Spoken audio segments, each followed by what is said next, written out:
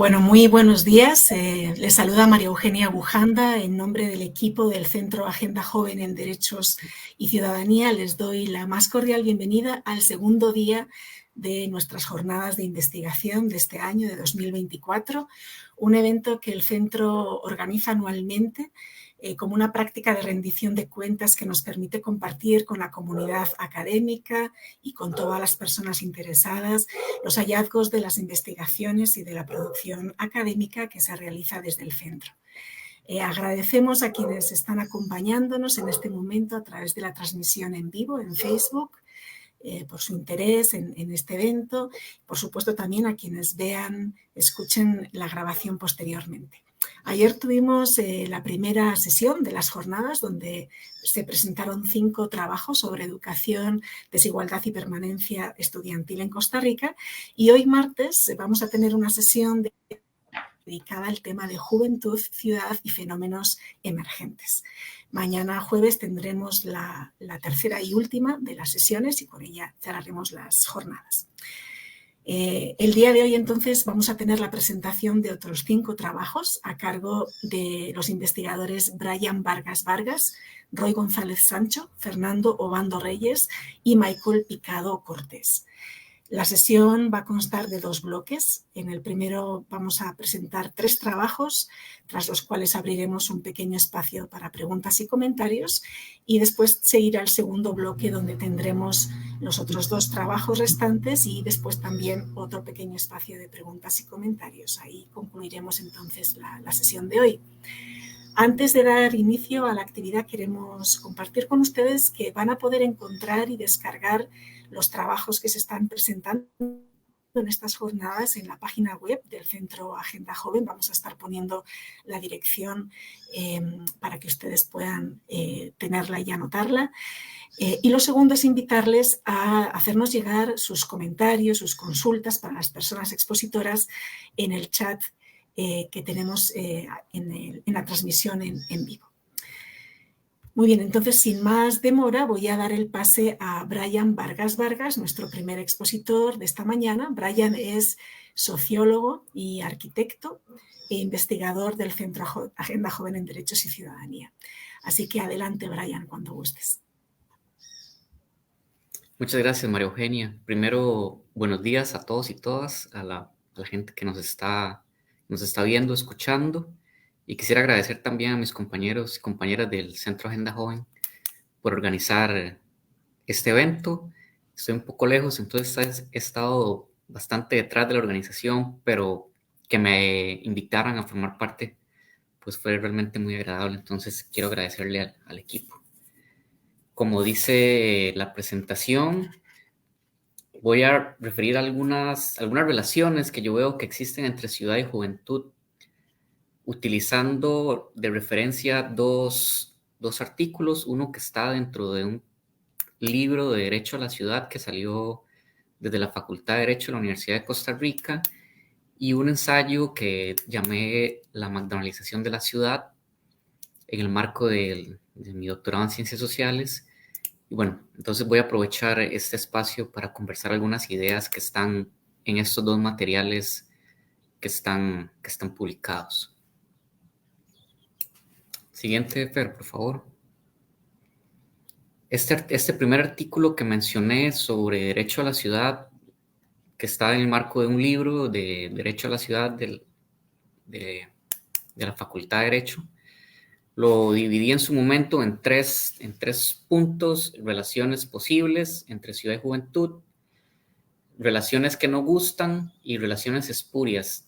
Me voy a tomar la libertad de ampliar este primer punto a espacio que concentra oportunidades, la imagen y la ciudad McDonaldizada, para tener la posibilidad de desarrollar algunas ideas de la ciudad McDonaldizada, que es el otro ensayo. Entonces, esa va a ser la forma como les voy a presentar estas ideas. Fer, por favor. Una relación posible de empezar a entender el vínculo que hay entre la ciudad y la juventud nos lo empieza a señalar ya la última encuesta nacional de juventud, en el que dice que ya el 70% de los jóvenes costarricenses viven en ciudad. Y esto no es un fenómeno propio de Costa Rica, sino que es una tendencia global a la concentración de la población joven en los centros urbanos. Dentro de mi investigación doctoral, en la cual más bien me he ocupado de lo rural, pues me da pistas de por qué la concentración de la juventud en urbano, ¿verdad?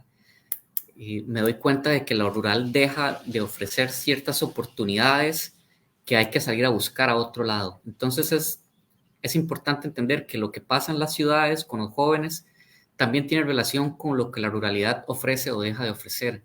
A mí un dato que me llamaba mucho la atención cuando construía mi investigación de doctorado era el tema de la formación educativa, y nos dice la encuesta nacional de juventud, este es del año 2013, en el que ofrecía ese dato, que menos de 3 de cada 10 jóvenes tienen expectativas educativas. Con esto referido a formación en algún idioma, a terminar su educación formal, capacitarse en tecnologías. Entonces nos dice que la ruralidad está ofreciendo o dejando de ofrecer en el tema educativo y de calidad del empleo algo que hace que haya una necesidad de movilidad hacia los centros de población. Entonces, ciertamente hay esta concentración en lo urbano, pero que también está muy relacionado con lo que sucede en la ruralidad. Fer. Algo que desarrollaba también en ese capítulo del libro es la utilización de la imagen de la persona joven en el marketing publicitario de la ciudad. Esos eran dos ejemplos que ponía dentro de ese ensayo, y los dos tienen que ver con un barrio Escalante, que era un espacio que empezaba a configurar una dinámica diferente, que en ese momento yo lo definía como gentrificación, pero creo que está lejos de eso, porque no hay un desplazamiento de unas de las clases menos favorecidas hacia otras o hacia otro uso, sino que siempre fue un barrio con cierto poder adquisitivo que ahora tiene otras dinámicas, otras funciones, otros usos. Pero me llamaba mucho la atención que era la juventud la que estaba siendo utilizada para ser objeto de consumo, en este caso de una actividad gastronómica, como la foto de la izquierda, que era algo que se quería desarrollar y sostener en el tiempo, en el lugar, pero también como el usuario o el convocado o convocada a tomar la ciudad y vivir la ciudad. Este es un ejemplo publicitario de un proyecto inmobiliario en Barrio Escalante, donde vemos, bueno, también la imagen de la persona joven como ese sujeta a tomar la ciudad. Entonces era algo que me parecía, pues, importante reflexionar al respecto. La siguiente, Fer. Y aquí me voy a tomar la libertad de entonces de meter algunas otras ideas de la ciudad McDonaldizada que reflexionaba en el ensayo. Me parece que lo puedo encajar acá. Y esta ciudad, la idea de ciudad McDonaldizada deviene de la idea de sociedad McDonaldizada de John Ritzer, en la cual yo veía una similitud en esta cadena de montaje que de alguna forma podría resumir las ideas de Ritzer en esta idea de sociedad como una cadena de montaje, y veo que la ciudad empieza a conformarse y pensarse de alguna forma con esta lógica, que desde mi punto de vista determina tiempo, subjetividad y la forma misma del lugar. Se abre una pregunta que de alguna forma es ejemplo de esas tres determinaciones de tiempo, subjetividad y lugar. Me voy a tomar la libertad de leerla. ¿Qué nos dice la escena de un comensal solitario ingiriendo un alimento industrializado masificado en un tiempo de 20 minutos mientras chequea mails y escucha música en su celular? Me parece que en esa pregunta que se abre en el texto hay una determinación del tiempo, de la subjetividad de esta persona que siempre tiene que estar trabajando, aunque sea tomando su tiempo de alimentación, pues a su vez, entre menos tiempo tome para la alimentación y pueda incorporarme más rápido al trabajo, pues será lo más óptimo. Y en esa lógica también el lugar, por aquí me refiero al lugar con la ciudad propiamente, pues será la ideal en tanto me permita ir rápido de un lugar a otro y no salirme de ese rol del trabajo y ese sujeto productivo. La siguiente, Fer. La ciudad McDonaldizada, entonces, es la articulación de puntos de explotación o consumo. Con esto me refiero, los textos hablan mucho del trabajo asociado a la empresa, digamos, al trabajar para el otro, a ese lugar donde me extraen valor. Pero creo que hay algo de eso y en las otras funciones que se le atribuyen a la ciudad, como el ocio, la vivienda, son espacios donde también nos volvemos simplemente sujetos, no sujetos, somos consumidores. Pasamos de la empresa al ocio, que lo tengo que consumir porque no es un espacio con vocación política o de articulación de proyectos colectivos, sino que el ocio en la ciudad se vuelve un lugar únicamente de consumo y la vivienda incluso deja de ser un derecho y es otro servicio que tengo que consumir. Y aquí uno podría problematizar al respecto la dificultad que tiene la juventud para acceder a un crédito de vivienda y la necesidad de vivienda que tiene Costa Rica y todo lo que se le complejiza a una persona joven tener una vivienda. ¿Por qué? Porque pues deja de ser un derecho y se convierte en un servicio. Y todas las otras formas que estructuran esta ciudad McDonaldizada o son explotación o son consumo. Sin alteraciones de la cadena de montaje. Voy a leer esta frase. En una sociedad racional, las personas prefieren saber que se encontrarán en todo lugar y en todo momento. No desean ni tampoco esperan sorpresas.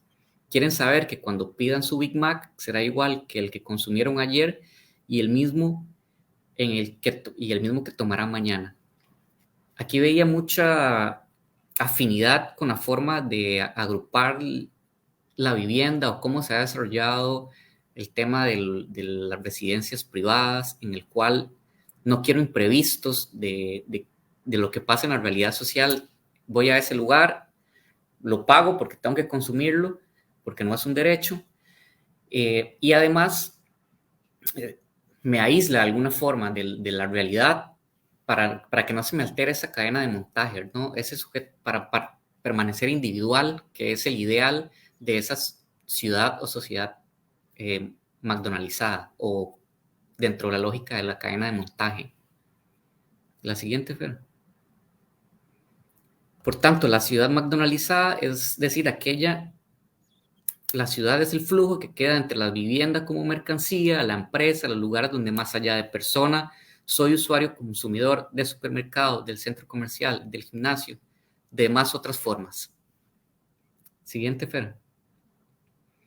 Y aquí soy afín a la idea de Moruno en que en esta forma de concebir la ciudad es una muerte del espacio público. El espacio público entendido no como ese ocio y recreación que se tiene que consumir, sino la defunción del espacio como lugar de encuentro desinteresado, alejado de la rentabilidad, su muerte como espacio de discusión, de conflicto, el fin del lugar público por autonomacia. Siguiente, Fer. Entonces, aquí termino el primer punto que tenía, en el que decía que son algunas anotaciones de relaciones que yo veo entre juventud y ciudad. Hay otras que denomino que son relaciones que no gustan y para esto me voy a un marco más amplio, centroamericano era el que reflexionaba en ese momento y me doy cuenta de que, por ejemplo, el trabajo hay suficientes datos al respecto de esto, del trabajo en maquilas de muchas de las ciudades centroamericanas se dan bajo condición de explotación. Es una realidad urbana de muchas personas jóvenes centroamericanas y es algo que acontece en la ciudad que se aleja de ese ideal de ciudad que se puede tener. Pero otra realidad es que las ciudades latinoamericanas y centroamericanas se vuelven las más violentas del mundo. También es algo muy urbano y que Costa Rica no escapa de esto. Siguiente, Fer. Con esto, esta última idea de la violencia urbana, pues simplemente traigo cuentas el gráfico de homicidios en Costa Rica, en el Observatorio de la Violencia, el organismo de investigación judicial, apuntaba que la ciudad de Limón y la ciudad de San José, pues es donde más hay datos, frecuencia, y acumula los mayores números de homicidios a nivel nacional. Es una realidad urbana que también en la cual es un fenómeno muy particular de hombres que son víctimas y victimarios, y que es interesante, bueno, no es interesante, es lamentable que se empiece a ser víctima de homicidio a partir de los 15 años y la mayor frecuencia se da a personas menores de 35 años. Pues es un fenómeno, repito, urbano, que implica mayormente hombres y que afecta directamente a la población de edad joven. Siguiente, Fer. Y el otro subtítulo que tenía ese artículo era lo que yo llamé en ese momento relaciones espurias, y es esa relación forzosa que me parece que hay entre pensar a la ciudad y a los jóvenes, y en medio de estas lo recreativo, lo lúdico, el ocio. Entonces abro la pregunta: ¿qué pasa con todas estas situaciones que rápidamente mencioné anteriormente?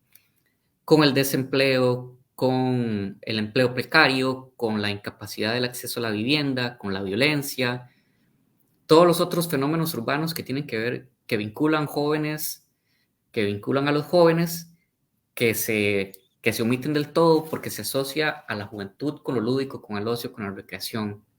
Entonces aquí me posiciono cercano a lo que apunta Pérez con concebir a la juventud como una etapa transitoria, con una enfermedad que se cura con el tiempo, y por tanto que trivializa la realidad de la persona joven ahora, ya sea tratando de acceder al empleo, cumpliendo sus expectativas educativas, tratando de hacer una familia y tener crédito para vivienda. Es omitir todas esas realidades ahora y asociarlas a lo lúdico, al ocio y la recreación, porque pueden ser sujetos peligrosos si no tienen ocio y recreación. Y bueno, y concebir que la ciudad lo único que necesita y lo único que debe ofrecerle a los jóvenes es espacios de recreación. La siguiente, Fer. Y aquí traigo a cuentas el tema de dejar de pensar el que exponía anteriormente dentro de la ciudad McDonaldizada, y es esa negación del espacio urbano y el espacio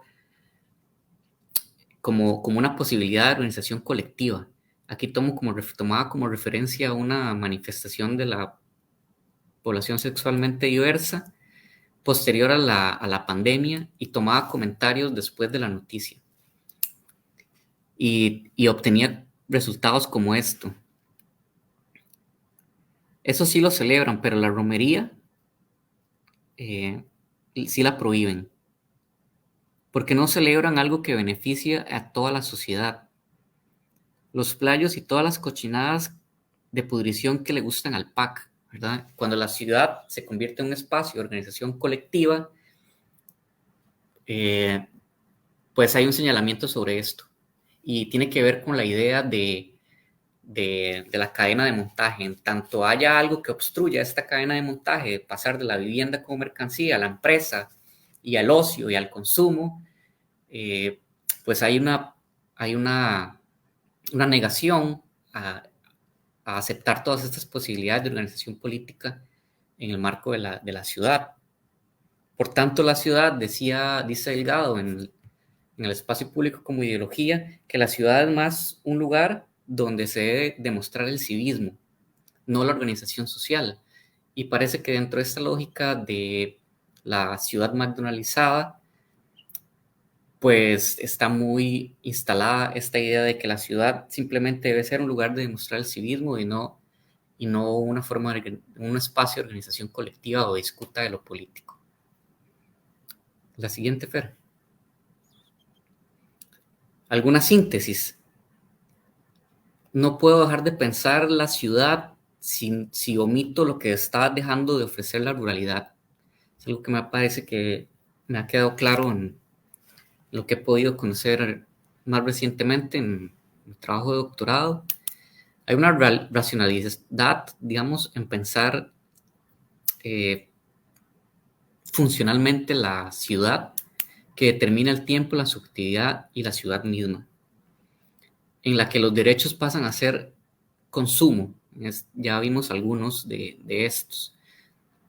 Ahí puede haber un desplazamiento a pensar que pueda tener acceso a la educación, acceso a la vivienda, acceso a la salud en la ciudad, pero no necesariamente esto es así para toda la población que, por ejemplo, va de lo rural a lo urbano. Habrá también gente que se queda excluida de estos derechos.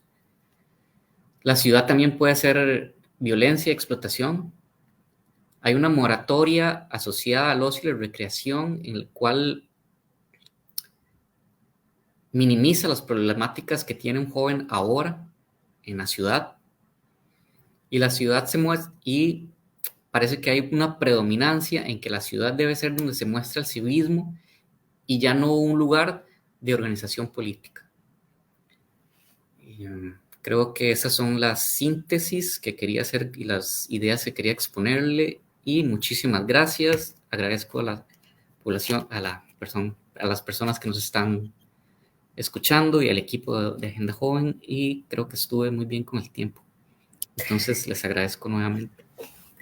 Estuviste perfecto, Brian, y no, más bien las gracias a ti pues, por compartir este esclarecedor análisis de las relaciones entre personas jóvenes y ciudad, esta concepción restringida de la realidad, de las necesidades de la juventud, mostrando qué difícil es que se piense actualmente la ciudad desde estas necesidades, que van, por supuesto, mucho más allá del ocio y la recreación para abarcar derecho a la vivienda, a la salud, a la seguridad, al trabajo digno, etcétera.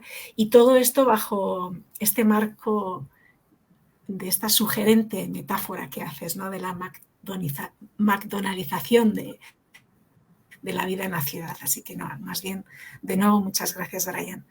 Gracias. Bueno, y recuerden que vamos a tener más adelante un espacio para preguntas y comentarios, así que les invitamos a ir compartiendo en el chat cualquier observación que tengan para nuestras personas expositoras.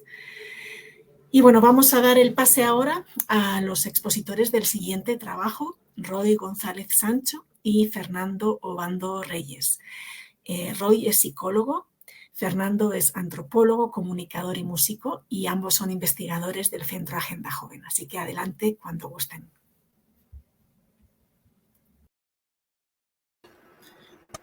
Bueno, muy buenos días y muy buenas tardes a quienes nos vayan a ver luego en diferido.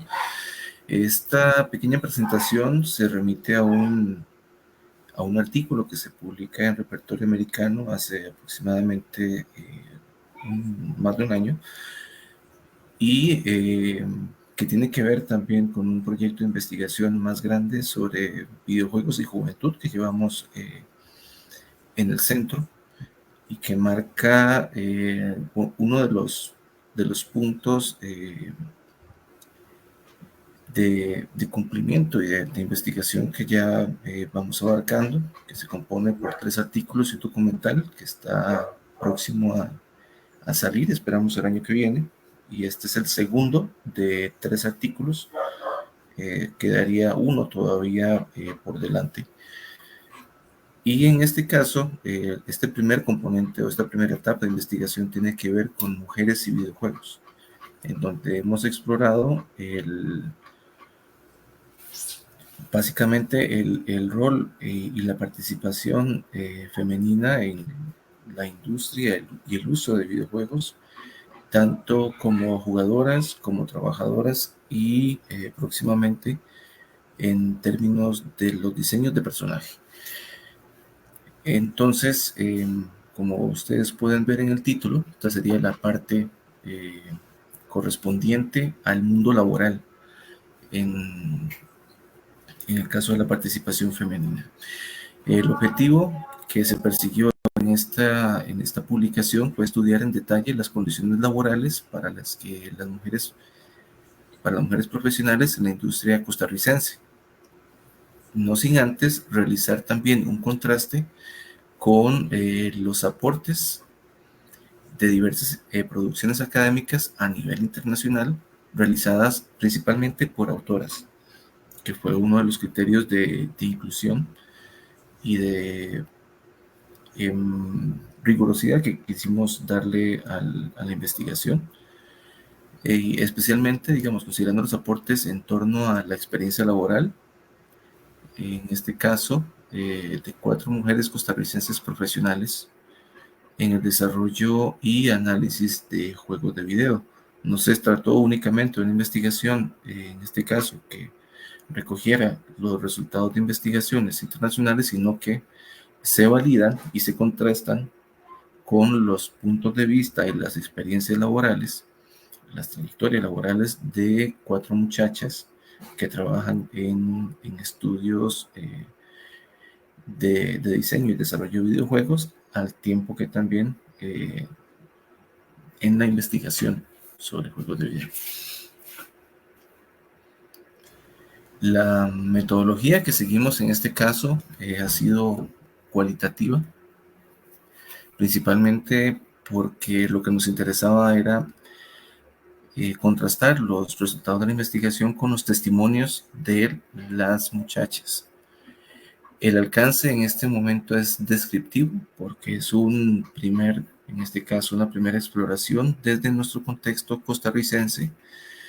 El método fenomenológico, porque no queríamos básicamente ir con categorías o con puntos de análisis previos para poder extraer de la información y de los datos lo que nos interesara, sino que más bien lo que nos daba la razón de ser para la investigación era más bien comunicar qué es lo que discuten tanto las personas, las mujeres profesionales académicas en el tema del videojuego, y qué es lo que atestiguan y qué es lo que narran aquellas muchachas, en este caso, muchachas jóvenes que trabajan en el desarrollo de juegos de video. Para ello, entonces, se partió básicamente con 2 instrumentos de investigación o 2 formas de recoger los datos. Primero, una revisión bibliográfica, en donde se seleccionaron de forma exhaustiva, primero cerciorándose de que fuesen autoras quienes realizaban la investigación, o al menos fueran la mayoría del equipo investigador, para poder ser tomadas en cuenta para este trabajo.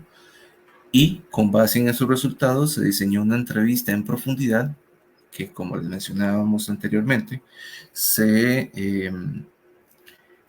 tuvo con 4 muchachas con considerable experiencia dentro de la industria local de juegos de video.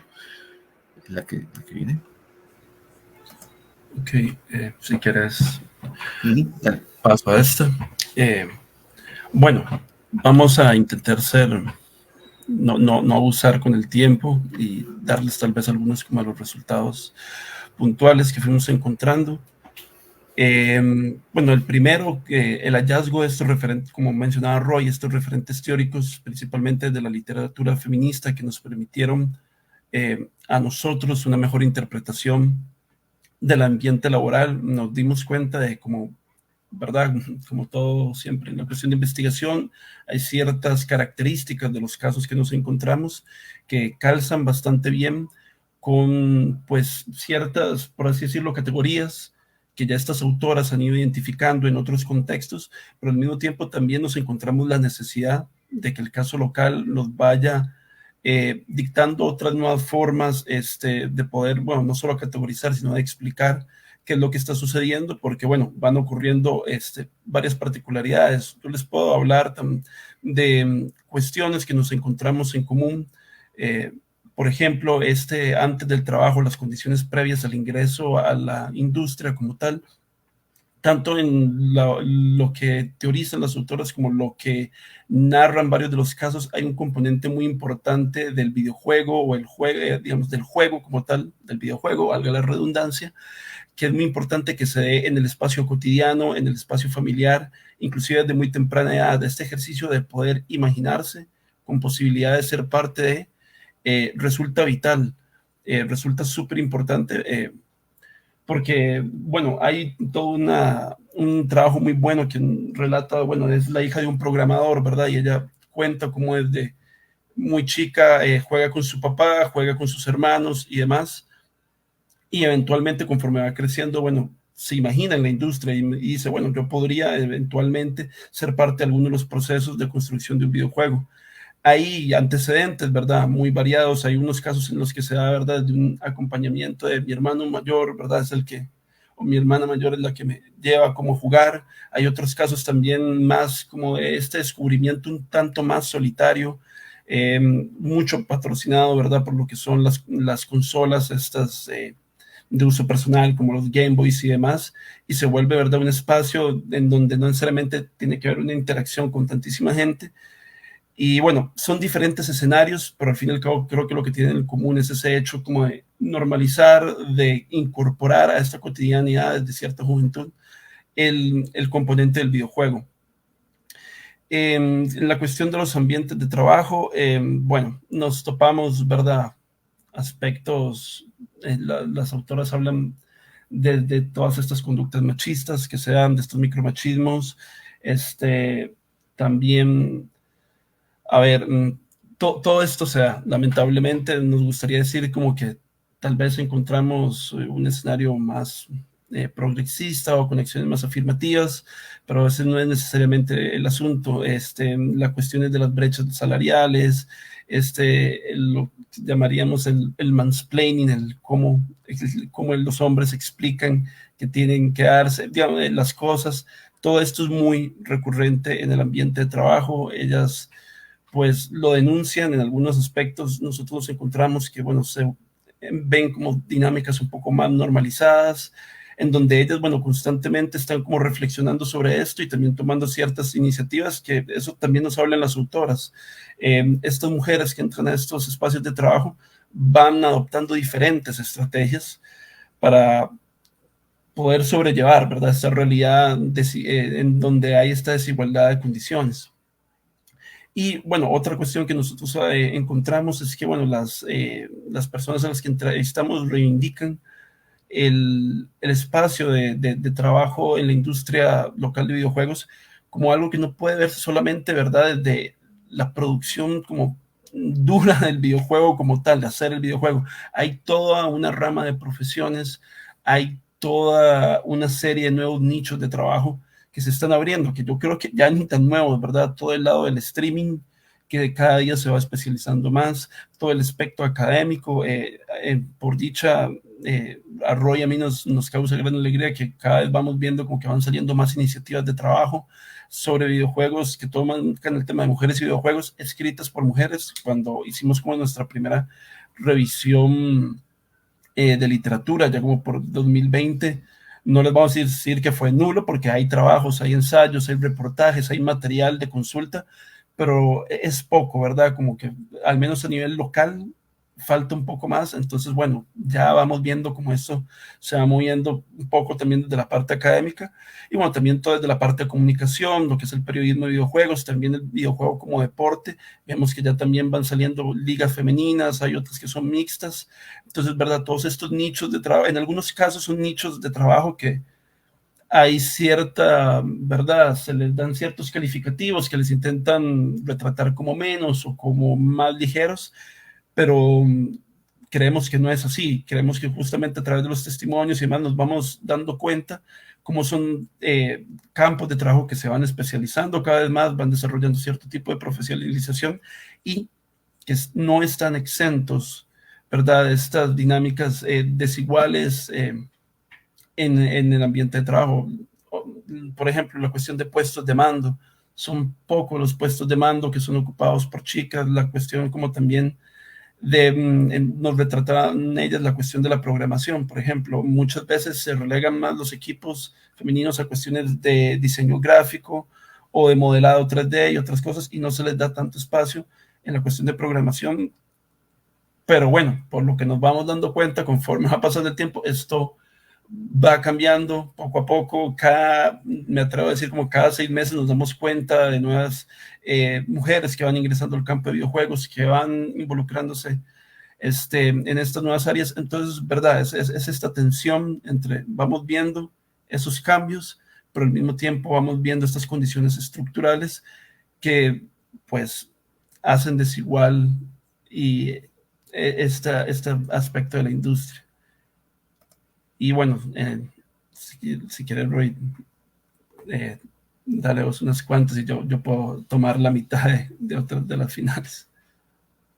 Sí, bueno, dentro de algunas de las reflexiones finales tenemos, bueno, en aquel momento la poca investigación a nivel local, como decía Fer, con gratas sorpresas y recientes publicaciones, especialmente realizadas por mujeres que nos ponen muy alegres en términos de que es un tema que debe ser discutido por ellas con mayor ahínco, porque son quienes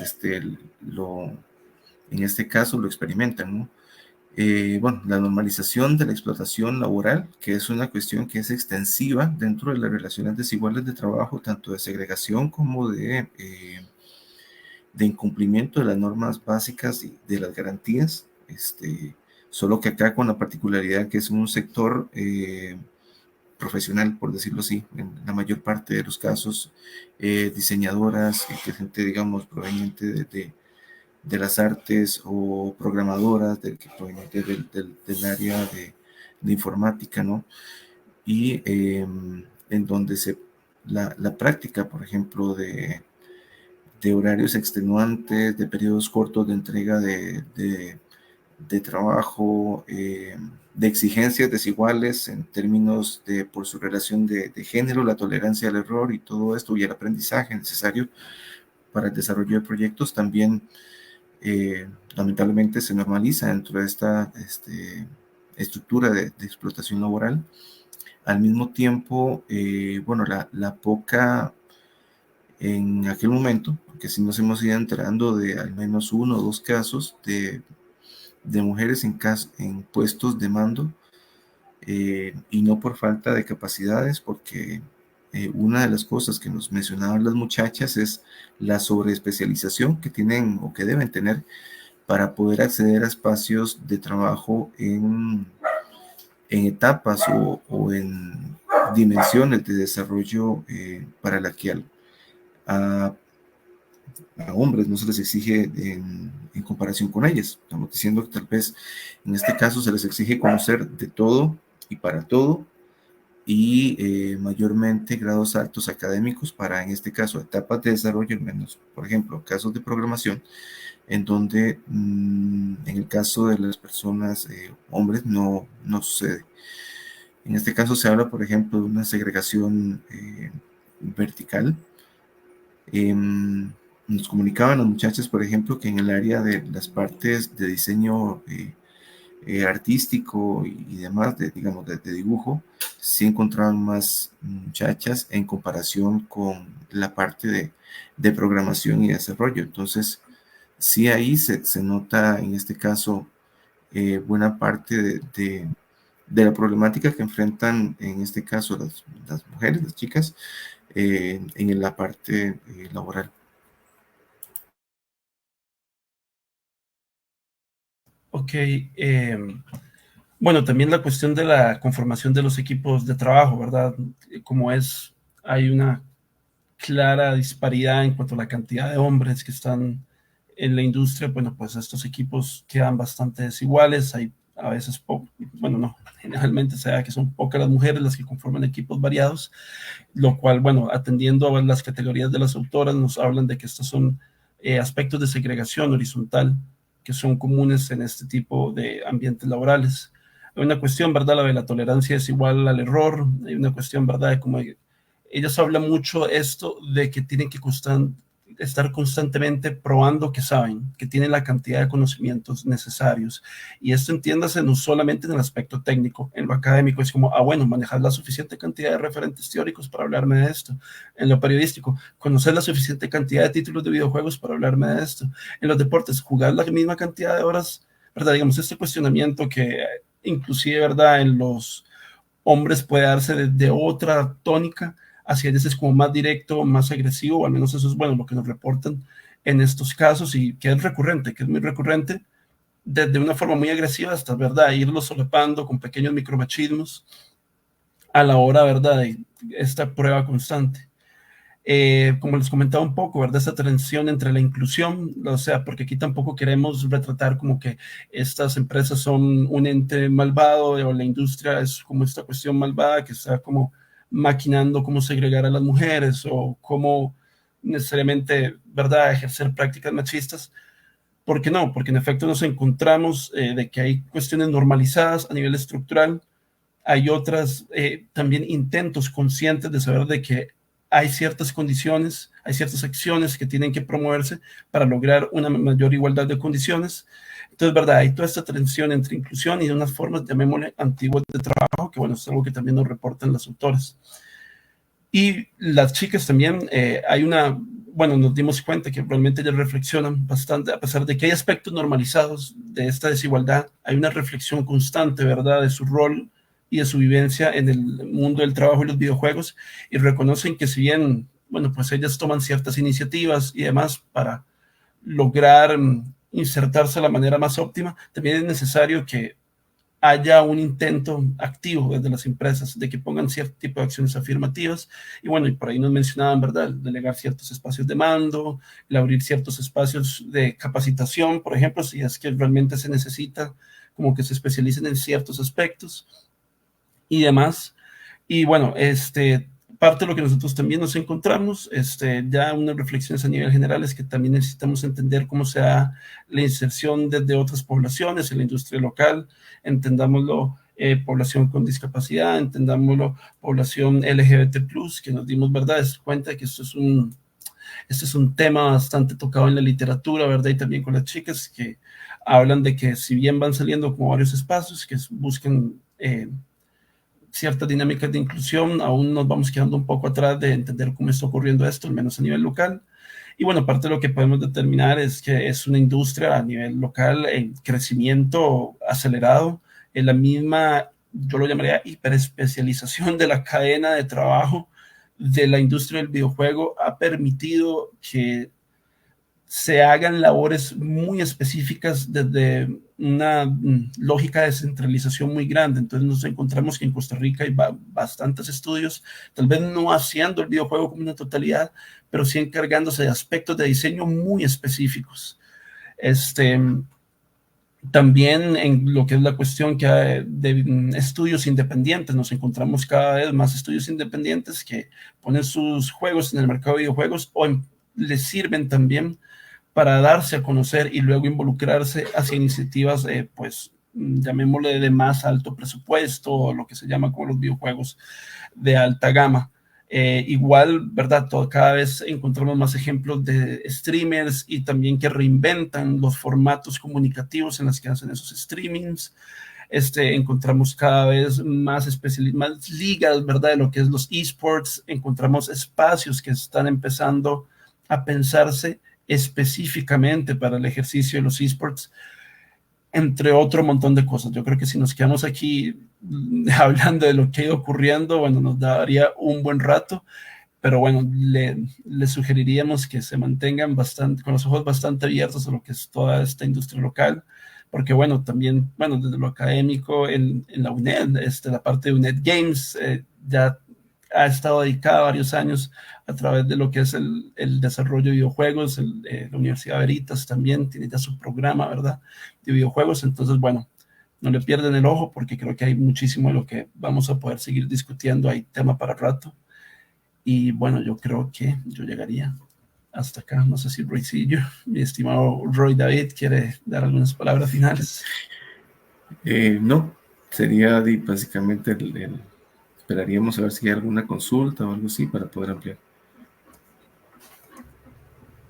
Sí, bueno, pues sí, tenemos alguna consulta, pero antes de eso, pues darles las gracias, Fernando, Roy, por este trabajo pionero en Costa Rica sobre las condiciones laborales de las mujeres en esta industria y revelar estas barreras que todavía persisten de carácter estructural, cultural y la forma en la que las profesionales están también pensando y resistiendo a estas prácticas que todavía persisten de discriminación.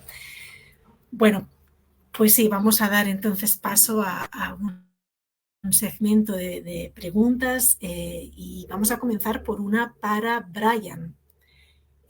No sé si está por ahí o... Ajá.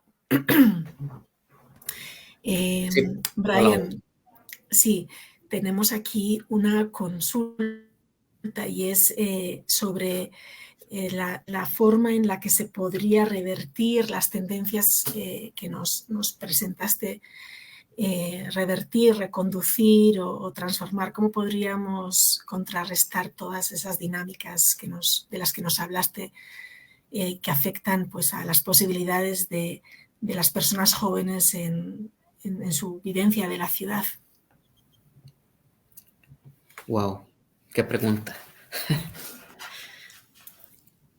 Mi propuesta era, creo que de ahí lo insinué, es tomarse el tiempo para todo.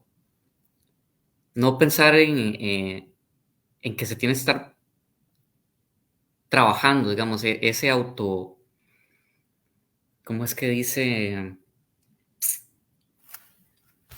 Se me va el autor. Pero esa necesidad incesante que hemos aprendido de que siempre hay que estar pensando en el trabajo, de que no podemos hacer otra cosa distinto porque es parte de ese deber ser de un rendimiento, ¿no? Y que hay que tomarse las cosas, el tiempo para todo, ¿no? Para saludar en la ciudad, para detenerse a conversar, para detenerse a tomar el café y el almuerzo, para convocar a un amigo o una amiga en la ciudad. Yo creo que se trata de ese darse el tiempo para lo necesario, para todo lo que somos más allá del trabajo, ¿verdad? Y que ese ocio tampoco sea asociado estrictamente al consumo, que tenga que ver con una buena conversación con Fernando o con Roy, ¿verdad? Como Eugenia. Creo que por ahí, con las pequeñas cosas de dejarnos de pensar como sujetos productivos nada más, alguna forma de ir cambiando las cosas y de cambiar los espacios, las subjetividades también, y de ir configurando espacios que simplemente optimicen el desplazamiento de un lado a otro.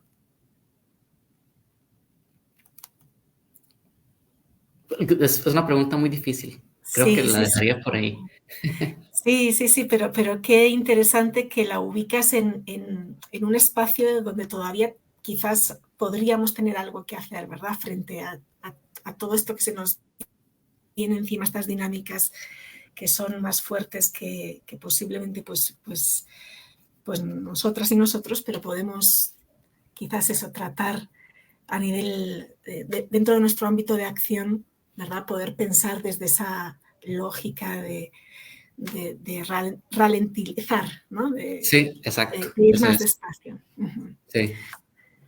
Bueno, muy bien. Y tenemos también otra pregunta para Roy, para Fernando. ¿Cuáles acciones, que va un poco también en esta misma línea de lo que preguntábamos a Brian, pero relacionado con el tema que nos expusieron, ¿verdad? ¿Qué se podría hacer? ¿Qué acciones afirmativas se podría implementar en la industria costarricense de videojuegos para superar estas situaciones de discriminación, segregación y favorecer la inserción laboral de las mujeres?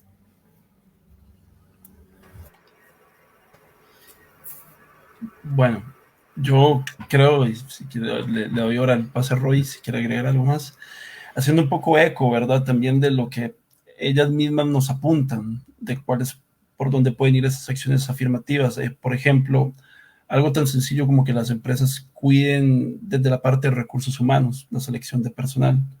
que busquen que los nuevos perfiles que vayan ingresando y pues haya una forma más equitativa, ¿verdad? Que entren tanto mujeres como entren hombres para ir logrando como equipos más equilibrados o en su caso pues darle en ciertos aspectos, si ya hay muchos hombres en la empresa, pues traer un poquito más de mujeres, ¿verdad? Y ahí ir equilibrando un poco las tasas. Por ejemplo, ¿verdad? Desde un aspecto, igual esto cumple, ¿verdad? Nos hablaban como en el aspecto investigativo, ¿verdad? Si van a hacer un cierto congreso respecto a este tema, bueno, pues que se procure de que haya cierto nivel de representación para que puedan ir, ¿cómo se llama? Dándose el espacio para ir oyendo, ¿verdad? Estas otras narrativas a partir de lo que se investiga, también, pues sí, creo que, bueno, yo lo llevaría como un poco por ahí hay algo importante. Bueno, de mi parte, aparte de, darle la redundancia, aparte del tema de las cuotas necesarias de participación, que por ejemplo en el caso brasileño no tanto en el área de videojuegos, pero sí en la de acceso a la educación ha sido una lucha histórica y que ha permitido, por ejemplo, el ingreso de personas afrodescendientes a los sistemas de educación superior en Brasil. Algo también que vaya un poco en ton con esto sería pues, que en los espacios de formación se intente atraer a más mujeres para que sean más habituales, digamos, la presencia de mujeres en estos espacios profesionales. Esto por lo siguiente, porque de la mano con esto también la discusión habitual. Por ejemplo, muchas de las luchas sociales, hablo también haciéndolo extensivo, no solo la parte de mujeres, sino también de representación de otros grupos y de personas marginadas, las luchas se pierden cuando la discusión se termina. Entonces, por ejemplo, en los contextos políticos en los que se vienen, por ejemplo, la elección de un Donald Trump y tal vez la probable rehabilitación o revigorización de las posturas conservadoras y denigrantes y discriminadoras. Ante esto lo que hay que hacer es retomar la discusión de la importancia de la no discriminación, la importancia de la inclusión, la importancia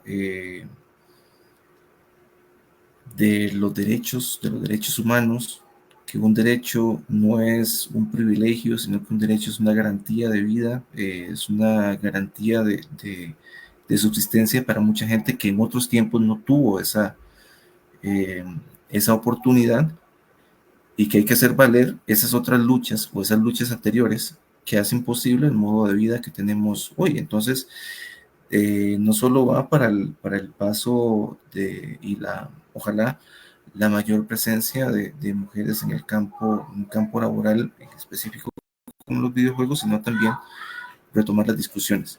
O sea, que de la mano con la representación y de la insistencia que es necesaria para la inclusión de grupos segregados, discriminados y excluidos, en este caso también las mujeres, retomar y seguir con esas discusiones, porque hoy más que nunca es necesario no entregar el relato, no entregar la lucha y no entregar también la posibilidad de ocupar estos espacios, y de la mano con esto las oportunidades de tomar decisiones, las oportunidades de realizar y proponer proyectos, ¿no? Que van muy de la mano tal vez con los trabajos que se presentan el día de mañana. Entonces, de la mano con eso, sí creo que esas son acciones necesarias que nos sirven en el caso de la industria de los juegos de video y también en otras dimensiones de la vida y del trabajo. Sí, excelente, Roy y Fernando, sí, sin duda. Y qué dicha que también, pues, con estos trabajos que ustedes han realizado contribuyen también a esa discusión y bueno, pues a aportar además evidencia y perspectivas de análisis y marcos conceptuales que ayudan a enriquecer esa discusión y ver distintas perspectivas que es importantísimo tomar en cuenta. Bueno, pues muchísimas gracias. Vamos entonces a seguir con el siguiente bloque, con el bloque 2 de esta sesión de hoy, donde vamos a tener una exposición nuevamente por parte de Fernando Obando. Le recordamos que para esta segunda parte pues seguimos teniendo activo el chat en el que pueden ustedes hacernos llegar sus consultas y sus comentarios. Y bueno, pues sin más, Fernando, adelante, cuando gustes. Muchísimas gracias, María Eugenia. Y bueno, ok, ahora vamos con los memes. Yo les voy a presentar un trabajo que se llama Memes de Internet como mapas de eventos políticos y herramientas de participación digital. El caso de la segunda comparecencia legislativa y renuncia de la exministra Jocelyn Chacón Madrigal. Entonces está un poco largo el nombre, pero bueno, pueden encontrar el artículo publicado en Cuadernos de Antropología. Igual ahí les vamos a estar dejando también el enlace en nuestra página de Facebook por si los quieren descargar. Bueno, un poco del contexto de la investigación parte de una línea de estudios mucho más amplia alrededor del meme de Internet, en donde la idea es relacionar el meme de Internet con la participación política, la comunicación política, también que se da desde el Centro Agenda Joven. Es un trabajo con un alcance exploratorio, realmente a nivel local, los trabajos a nivel de meme de Internet, si bien haciendo un paralelismo con la cuestión de los videojuegos, no son nulos. Ahí tenemos varios ejemplos que se van decantando también por sus propios nichos investigativos. Aún hay bastante que hacer por entrarle a este espacio, entonces, bueno, yo planteé algo un poco más modesto en términos de alcance y partiendo, ¿verdad?, de un par de preguntas.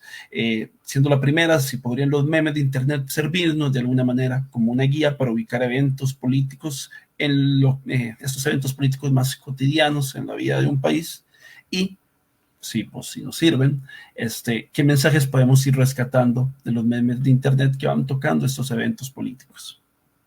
Entendiendo, digamos, ¿verdad? En este caso, pues, sé que al hablar de lo político puede irse hacia algo muy amplio, pero entendiéndolo, ¿verdad?, más que todo desde aspectos gubernamentales o de organizaciones estatales, o por lo menos algún tipo de organización social relacionado como alguna idea que tiene incidencia en el espacio público, porque para no caer, ¿verdad?, tal vez en la noción de todo es político, que eso podría ser un poco difuso a la hora de generar tal vez ciertas delimitaciones con los memes. Ahora, un poco del contexto del evento analizado, que es la segunda comparecencia legislativa y la renuncia de la exministra de Salud, en este caso, bueno, ya exministra, Jocelyn Chacón. Creo que un punto de partida necesario, bueno, es la segunda ronda de elecciones generales costarricenses 2022. Como sabemos que el presidente Rodrigo Chávez, más específicamente el 22 de abril del 2022, el actual presidente anunció a Jocelyn Chacón Madrigal como parte de su gabinete y posible ministra de Salud, con la acotación de que él no había conocido personalmente a su gabinete. Eso no lo invento yo, eso lo pueden encontrar en múltiples artículos de prensa que sirven como soporte también para este contexto que yo les describo. Y desde ese momento, bueno, pues el nombramiento de esta persona no ha estado exento de toda una serie de cuestionamientos. Yo no voy a puntualizar todos, voy a intentar sacar los más importantes. Por ejemplo, bueno, algunos, el 10 de agosto del 2022 se declara el fin de la emergencia sanitaria vía decreto ejecutivo, y de esto sale toda una discusión alrededor de la política de vacunación, principalmente en infantes, lo cual después de todo un estira y encoge termina en una primera comparecencia legislativa por parte, bueno, de la exministra. El 6 de septiembre de 2022 se ha dicho comparecencia, como les comentaba, bajo el motivo que les estaba diciendo. Luego, a finales de diciembre de 2022, se da el incidente de Pietro Calandrelli, en donde, si ustedes se acuerdan, es toda una discusión que hubo por parte, llamémoslo, él se hizo llamar en prensa como un troll profesional. Recuerden que en la jerga de internet el troll es como aquella persona que se encarga generalmente de estar poniendo comentarios hostigadores o utilizando ciertos elementos, ya sean gráficos o demás, memes muchas veces, para desviar la atención de ciertas conversaciones o simplemente atacar. Esta persona, bueno, pues dice haber recibido pagos por parte de la exministra por atacar a ciertas figuras en específico y demás, lo cual ya, ¿verdad?, sumado a todas otras cuestiones que estaban en la discusión pública, a que la exministra vaya a una segunda comparecencia, la que ocurre el 30 de enero del 2023, en la cual es acompañada por el abogado Juan Diego Castro, también una figura conocida asociada a este gobierno, lo cual termina desatando, ¿verdad?, toda una serie de, llamémoslo así en términos coloquiales, encontronazos, ¿verdad?, entre la exministra y los diputados y las diputadas que estaban, bueno, pues en la comisión encargada de atender este caso, culminando este recuento de eventos con el 7 de febrero de 2023, en donde se da la renuncia de Jocelyn Chacón, aduciendo principalmente a cuestiones personales y más o menos decía así, evitar el escarnio público al que estaba siendo sometida. Entonces, una aclaración rápida, tal vez en términos teóricos, yo hablo del meme de Internet, ¿verdad? Lo separo un poco del meme, el término meme como tal, que proviene de Dawkins. Para el meme como tal es entendido, ¿verdad?, por Dawkins, hace un paralelismo con el gene, el meme, entendiéndolo como la unidad mínima de replicación cultural, la cual se basa en 3 principios, que es la fecundidad, la longevidad y fidelidad. Todo iba bien, generalmente, como se solía entender este apartado más clásico de los memes, hasta que llega el meme de Internet y empieza a introducir ciertos conceptos muy particulares. No son 2 cosas totalmente diferentes, yo los veo más como un continuum conceptual, pero que sí es importante hacerle ciertas especificaciones. Por ejemplo, que el meme de Internet ha sido tratado como un género de comunicación o como una herramienta comunicacional por varias personas autoras, y también en donde autores como Wiggins mencionan que parte de las diferencias importantes es que toma en cuenta el elemento de agencia en las personas, pone de manifiesto la discusión en relación humano-computadora y habla de la remezcla más que la mera mímesis como un mecanismo de supervivencia del meme de Internet. Aspectos que poco a poco han sido revisitados por el mismo Dawkins, que podríamos decirlo el padre de la teoría del meme, pero que, bueno, nos ayudan a generar ciertas distinciones históricas de esta concepción del meme. Y bueno, yo parto también en el trabajo a entender el meme como un recurso de comunicación digital para el sujeto en red, partiendo de varios planteamientos de Papacharici, de los memes como mapas de la vida cotidiana a partir de los trabajos de Zidani, que rastrea toda una cuestión, ejemplos de jóvenes palestinos viviendo en Israel y a través de sus memes localiza pues posicionamientos políticos, culturales, inclusive también de comunicación geográfica en la ciudad. Y bueno, también parto de las nociones de participación política en espacios digitales y los repertorios de acción colectiva de Orantes y Aguilar, entendiendo principalmente estos repertorios como acciones que no necesariamente son formales o no necesariamente requieren de cierta disciplina, por así decirlo, en línea, sino que se vuelven como estas acciones más espontáneas que de alguna u otra manera podrían permitir, en algunos casos, el desarrollo de ciertas comunidades virtuales o digitales. Entonces, bueno, es de mi agrado informarles que renunció Jocelyn Chacón, aquí es ejemplo de un meme, trazando una ruta para el análisis de memes de Internet. Yo me decanto por una aproximación cualitativa y hermenéutica, a pesar de que han habido como muchos intentos de metodología más cuantitativa para atraer grandes bloques de memes. Aquí yo me estoy interesado un poco, ¿verdad?, más por el detalle, por esos pequeños datos densos, diría Gertz, que puedo encontrar en estos memes. Ante la dificultad de revisar todos los memes y no acudir como a estas prácticas tal vez como de scrapping de datos o Big Data, más bien lo que yo opté fue para hacer un registro previo de cuentas de memes de Internet costarricenses que he ido actualizando y elegir la cuenta de memes como un punto de anclaje en este entramado complejo, ¿verdad?, de páginas y personas que crean memes en el espacio digital.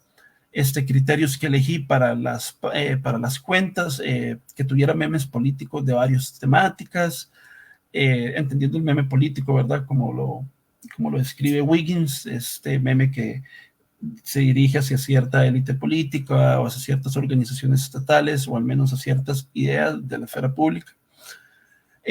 Páginas que tuvieran militancia de izquierda, quería que fuera más bien una página en donde su posicionamiento fuera explícito, y esto lo saqué, ¿verdad?, a partir de los referentes que solían publicar y cómo discutían de ciertas temáticas en sus páginas, y que las personas administradoras en la mayor medida fueran personas jóvenes.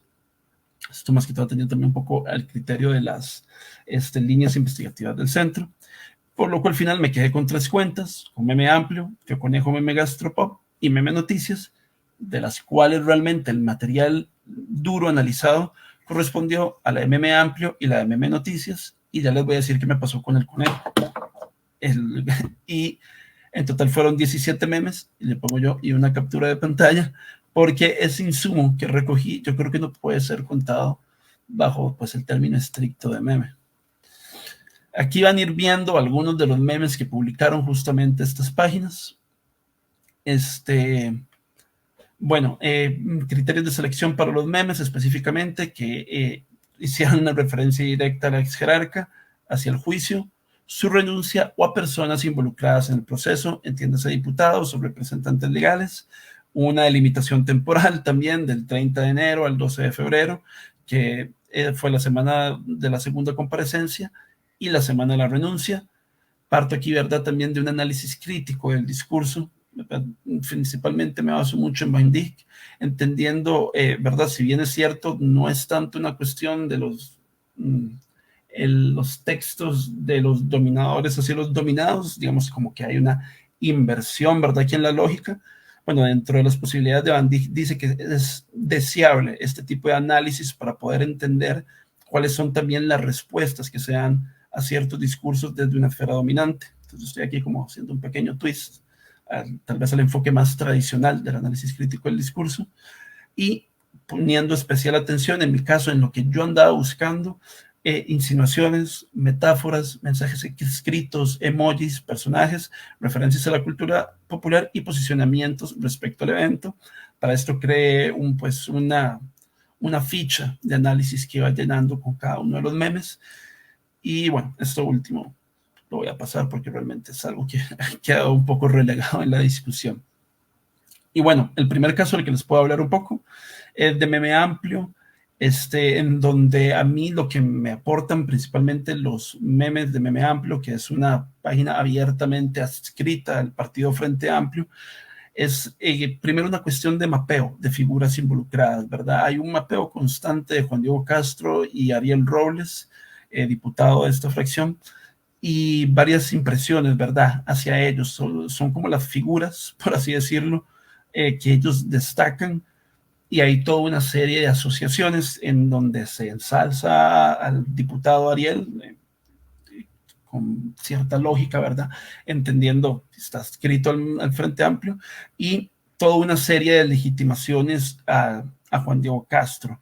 Se critica lo que se rechaza y se explica por qué se critica, porque no tiene credibilidad, porque se le ve como una persona incompetente, entre otras cuestiones. Aquí, por ejemplo, hay un pequeño caption que dice: ayer Juan Diego Castro buscó a Ariel, se filtraron sus últimas búsquedas, ¿verdad? Entonces, busqué quién es Ariel Robles, dónde comprar crema de rosas, cómo alivio el ardor, ¿verdad? Hay toda una serie de mofas, ¿verdad?, que esto va enfocado como hacia este otro punto, que es las emociones, ¿verdad? Los memes también me permiten ubicar diferentes emociones que se dan hacia el hecho, desde cuestiones más humorísticas y de burla hasta otras cuestiones más emocionales, ¿verdad? Hay asociaciones muy interesantes, como aquí la fotografía de la selección de fútbol y esta frase del "llore conmigo papi", cuando está junto a esta parte el titular de Delfino CR, que dice: última hora, renunció la ministra de Salud, Jocelyn Chacón, ¿verdad? Entonces se vuelve un insumo interesante para ver cuáles son como esta serie de emotividades que están en cierto sector de la población cuando se da un hecho político como tal. Tengo el otro caso de Meme Noticias, el cual tiene una particularidad, me pareció algo muy interesante, es que se describe como un medio de comunicación.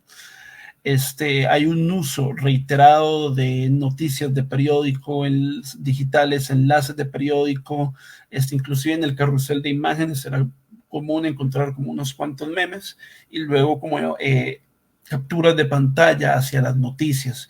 Hay también, ¿verdad?, una cuestión explícita de esta cuenta de memes en donde hablan de combinar la parte noticiosa con los memes. Aquí parte de lo que yo encuentro también es una unión entre cuentas de memes, porque, bueno, como no sé si se hará bien en este ejemplo, pero este es un meme que es publicado a través de la herramienta de colaboraciones de Instagram, lo que nos habla de que hay cierta comunicación, cierta organización entre cuentas de Internet, en este caso, sea entre Meme Noticias y Memes de Panchita. Entonces, bueno, parte de lo que me permitió ubicar los memes, bajo esta lógica de mapa, ¿verdad?, fue ubicar estas relaciones de cooperación entre cuentas de memes de Internet para poder discutir sobre un evento político específico o si consideran que tal vez discutir, darle mucho crédito al meme, como mínimo reaccionar y tirar al menos provocaciones alrededor de un evento específico.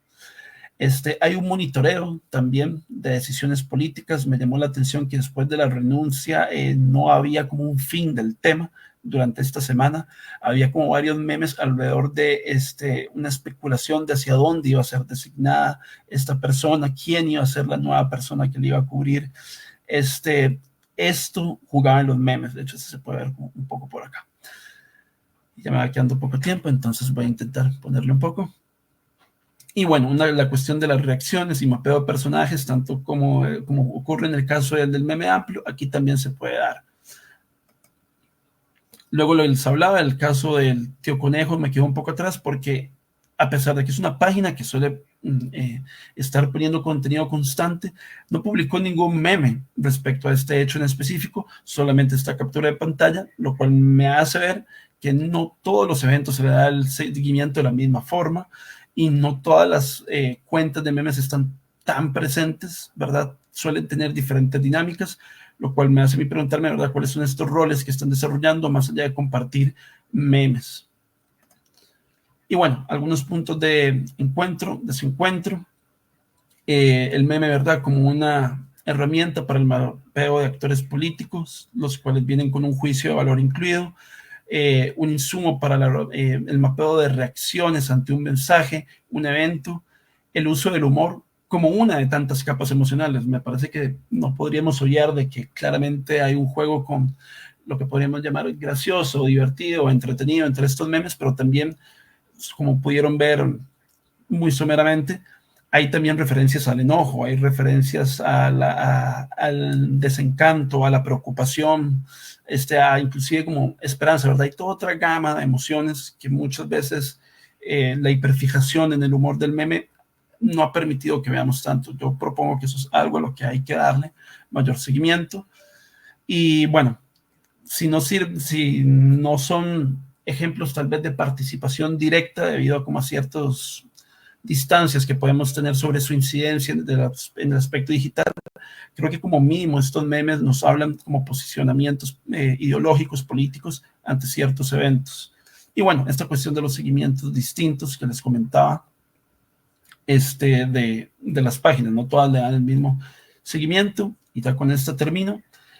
Creo que los memes se pueden ver definitivamente como un repertorio de acción conectiva. Hay una paradoja entre ellos, entre lo efímero y lo duradero, ¿verdad? De cómo en algún momento se describe mucho el meme como este insumo de consumo más inmediato, pero también cómo es duradero, porque aquí es una pequeña, por así decirlo, arqueología de memes que nos habla de un momento en específico y nos obliga, ¿verdad?, a generar como también toda una serie de recontextualizaciones. Entonces, bueno, no es tan efímero como a veces se quiere pintar y ni tan descartable. Es una participación que se da en términos de diálogo y posicionamiento, pero no necesariamente algo más, porque yo tampoco quiero decir acá que los memes vienen a ser la panacea de la participación política o que vienen a generar grandes incidencias, o mejor dicho, determinantes. Pueden movernos cosas, emociones, discusiones, pero tampoco creo como que determinan comportamiento como tal, o al menos bajo los ejemplos que me parece haber encontrado y que creo que luego en otras discusiones podré abordar más, tampoco sea tan así. Los mensajes son eclécticos, van también, ¿verdad?, desde estos aspectos más informativos, como la cuestión de meme noticias, hasta una cuestión pues que no necesariamente quiere hacer una gran crítica, sino más bien basarse en un aspecto de ridiculización. No son mapas perfectos, tienen, ¿verdad?, no todo, debido a esto de que no todos los seguimientos son iguales, no, si bien nos permiten trazar muchos elementos, hay otra serie de cosas que nos quedan por fuera bajo esta lógica de mapear y ubicar. Y bueno, me parece a mí que quedan muchas interrogantes respecto a la cuestión de las cuentas de memes, pero bueno, en el trabajo de tesis que estoy desarrollando espero como poder abordar un poco más de eso. Y bueno, yo lo voy a dejar acá porque creo que ya me pasé un poquito con el tiempo. Más bien, muchísimas gracias por su atención. No, gracias a ti, Fer.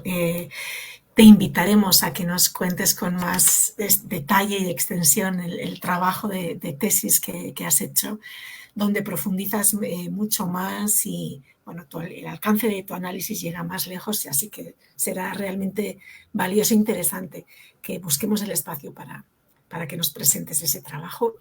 Ya solo esto que nos has presentado hoy es sumamente interesante, nos ayuda a ir más allá de una visión superficial de los memes como entretenimiento y descubrir el potencial que tienen para facilitar la participación política en el espacio digital y en particular expresar las críticas, las emociones, como bien explicabas, en torno a figuras públicas y bueno, pues por mostrarnos también que sirven como mapas para identificar eventos políticos, efectivamente, los actores involucrados y de qué manera las personas jóvenes y en particular las memeras se están posicionando frente a estos eventos y estos actores. Así que muy interesante. Muy bien, pues para cerrar la sesión de hoy de las jornadas de investigación vamos a contar con una última exposición a cargo de Michael Picado. Michael es psicólogo e investigador del Centro Agenda Joven en Derechos y Ciudadanía. Y bueno, pues adelante, Michael, cuando gustes. Gracias, María Eugenia. Gracias también a las colegas del Centro Agenda Joven en Derechos y Ciudadanía y a las personas que nos ven por las diferentes redes sociales. Mi exposición es sobre un artículo que se publicó el año pasado junto con mi colega Brian Vargas, que lleva el título Subjetividad y Lugar, jóvenes de Guararí Heredia ante su comunidad.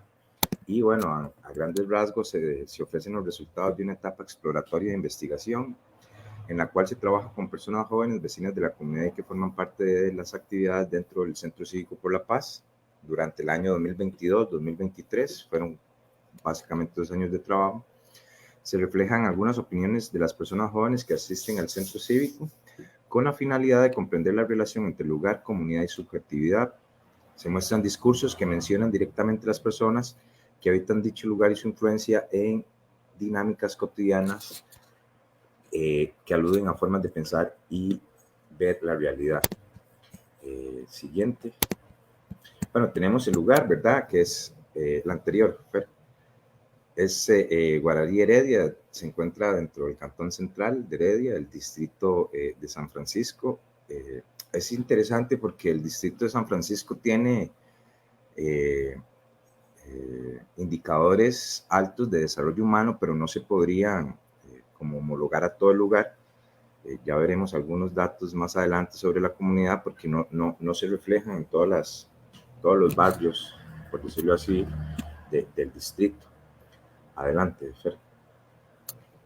Bueno, tenemos para la investigación se realizó una búsqueda azarosa, ¿verdad?, de noticias sobre la comunidad y por lo general son noticias relacionadas con violencia, temas de narcotráfico, de ajuste de cuentas, de riñas, violencia en general, que con poner el nombre de la comunidad, pues le comienzan a salir este tipo de noticias que no necesariamente reflejan todas las dinámicas que ocurren dentro de la comunidad y que involucran también a las personas jóvenes. Adelante, Fer.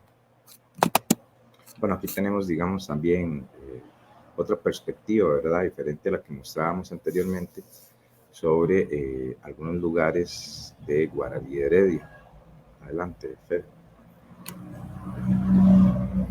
Bueno, sobre educación, y esto refleja un poco lo que mencionábamos de que no es homologable todos los datos que se presentan sobre el distrito de San Francisco.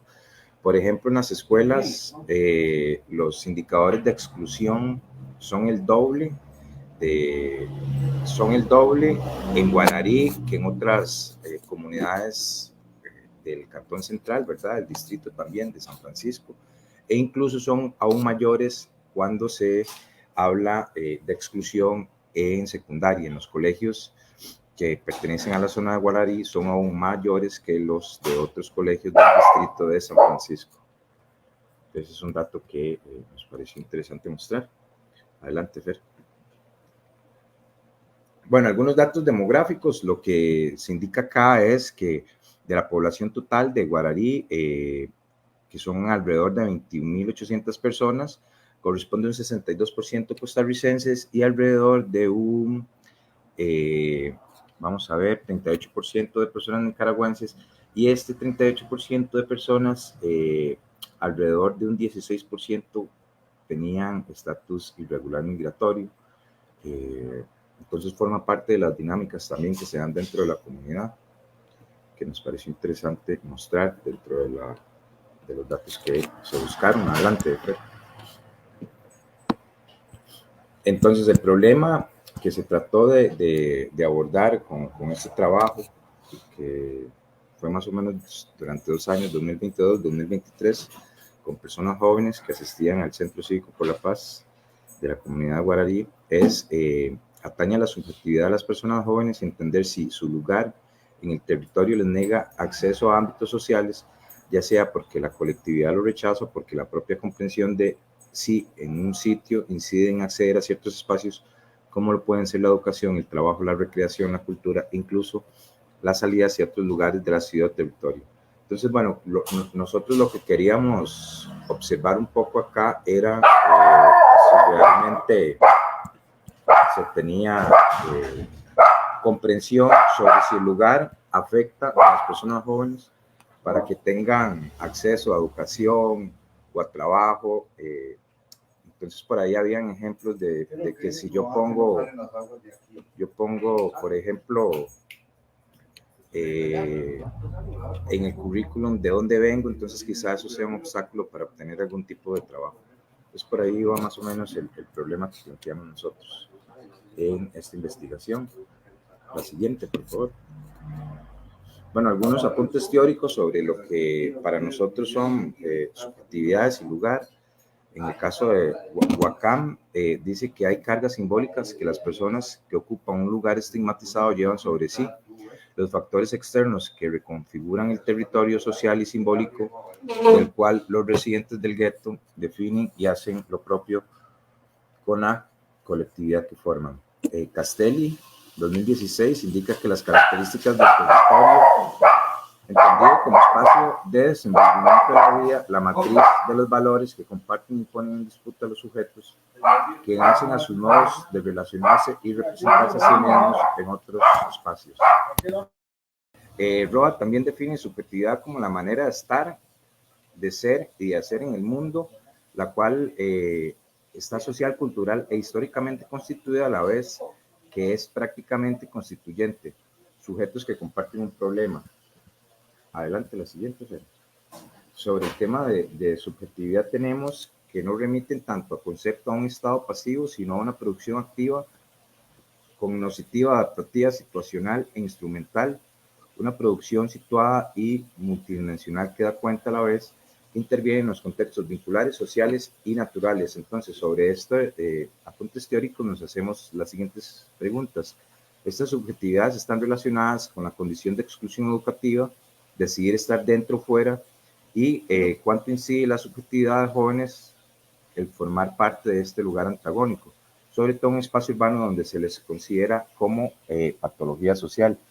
Aquí es importante también abordar algunos conceptos sobre juventud en donde se les considera a las personas jóvenes como buenas o malas, ¿verdad? De acuerdo al espacio social que ocupen, así por ejemplo se encuentran dentro de la educación formal, si tienen un empleo formal, entre otras características que se les brindan a las personas jóvenes. Adelante.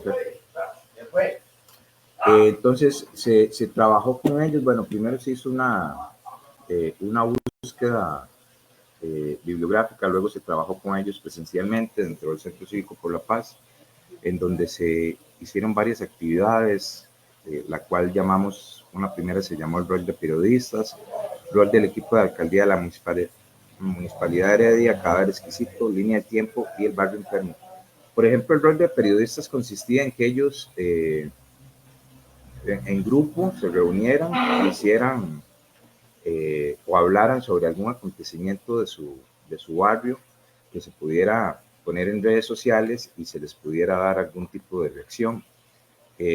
Y acá lo interesante fue, por ejemplo, en la búsqueda azarosa de noticias que uno podría buscar en redes, salían noticias negativas sobre la comunidad, pero ellos le dieron vuelta a esto y comenzaron a hablar de cosas positivas, de las dinámicas que ellos entablan con sus pares, con las instituciones, con sus familias, y en vez de ahondar en estas noticias negativas, pues ellas vieron lo positivo de su barrio y por ahí se fueron. Sobre el rol del equipo de la alcaldía, se les pidió a ellos desde diferentes puntos de la comunidad que trazaran rutas para estudiantes de escuela, desde sus casas hasta la escuela, a ver qué tan accesible era, a ver si habían aceras, cuán peligroso, dependiendo del horario. Y pues ahí salían cosas interesantes en tanto lugares que percibían ellos como más peligrosos, que tenían acceso a aceras, que eran aptos para un niño o una niña en edad escolar, etcétera, etcétera. Y bueno, y también se desarrollaron algunas otras actividades que dan cuenta un poco de cómo se sienten las personas jóvenes en su barrio, cómo se piensan a sí mismas y cómo también piensan que los piensan las demás personas dentro de su comunidad. Adelante, Fer. Bueno, estas son algunas fotos, ¿verdad? Del trabajo que se hizo con las personas jóvenes en las instalaciones del centro cívico. Adelante, Fer. Y algunos hallazgos, que estos son propiamente de las personas con las que se trabajó, personas jóvenes de la comunidad. Entonces vamos a mencionar algunas de las ideas que se mencionaron. Para la redundancia, dice, primero teníamos la idea de hacer una de las noticias más comunes aquí de nuestra comunidad, pero ya sabemos que todo el mundo siempre recalca lo malo, así que decidimos hacer algo diferente en relación a las noticias positivas que ellos encontraron. También indicaron que el centro cívico en Guararí relativamente ha significado un cambio para muchos de los chicos y chicas que han tenido la oportunidad de estar en alguno de los programas artísticos. Por lo tanto, también queremos dar mucho énfasis a eso. Otra persona indicaba que la oportunidad que tienen de estar en un lugar diferente, de hacer cosas diferentes, lo que es música, por ejemplo, en una escuela es sumamente caro. Entonces ellos tienen la oportunidad de estar acá y participar de lo que les gusta y poder hacerlo gratis. Y eso es lo más chido y representa un cambio también para la juventud. Yo por mi parte puse libertad porque una vez entré aquí fue un cambio total en mi vida y encontré nuevas amistades y nuevas cosas por hacer. Adelante, Fer. También se mencionaba que entre los obstáculos que vimos a la hora de cruzar el puente está cerca de la escuela de Guararí y que por la noche es muy peligroso. Estaba comentando que es bastante empinado, que las calles están bastante mal y, por ejemplo, si estamos hablando de un niño que tiene alguna discapacidad para trasladarse, él va a tener dificultad ya que no hay rampas. También se mencionó que por toda esta calle, si bien es muy transitada, también es peligrosa. Y también pusimos los asaltantes y algunos otros peligros que hay alrededor, porque hay mucha gente que también llega ahí o busca a los niños como para robarles.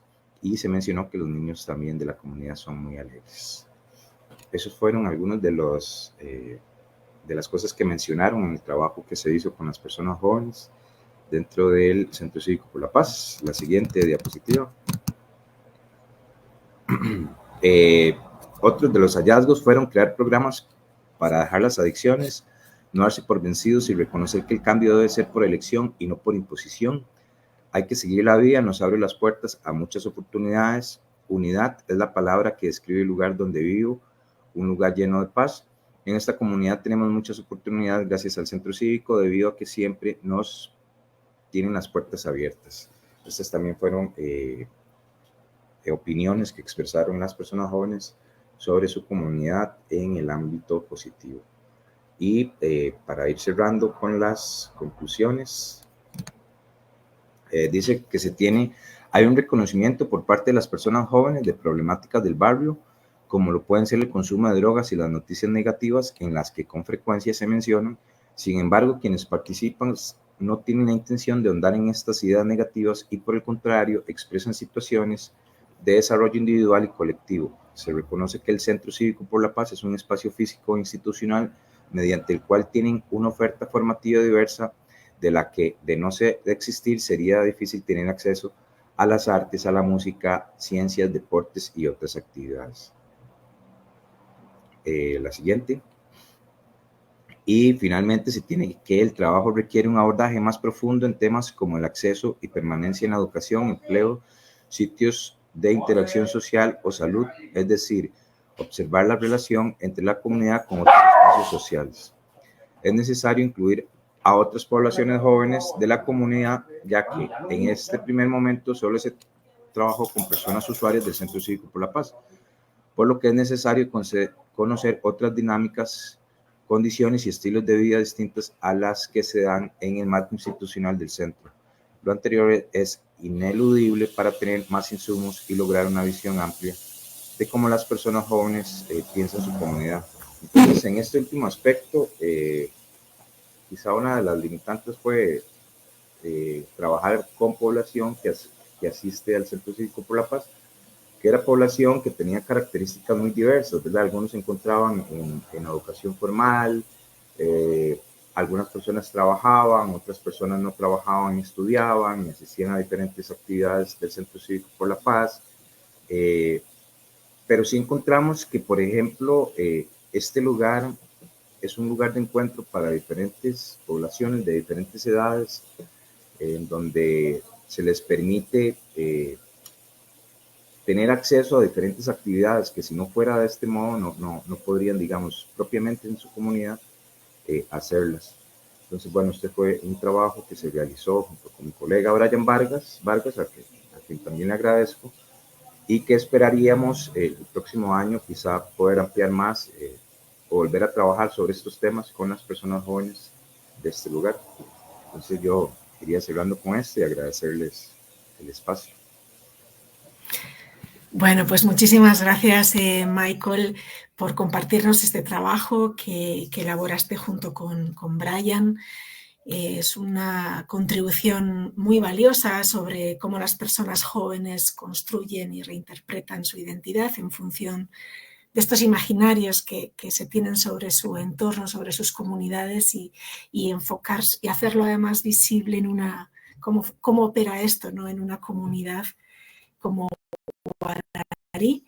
Y quisiera destacar de forma especial el que escogieran como metodología el enfoque participativo de los talleres grupales, porque me parece que eso es una forma de no solo extraer datos de la población en estudio, sino brindarles un espacio para que se expresen, para validar sus perspectivas y devolverles, ¿verdad? dejarles algo positivo.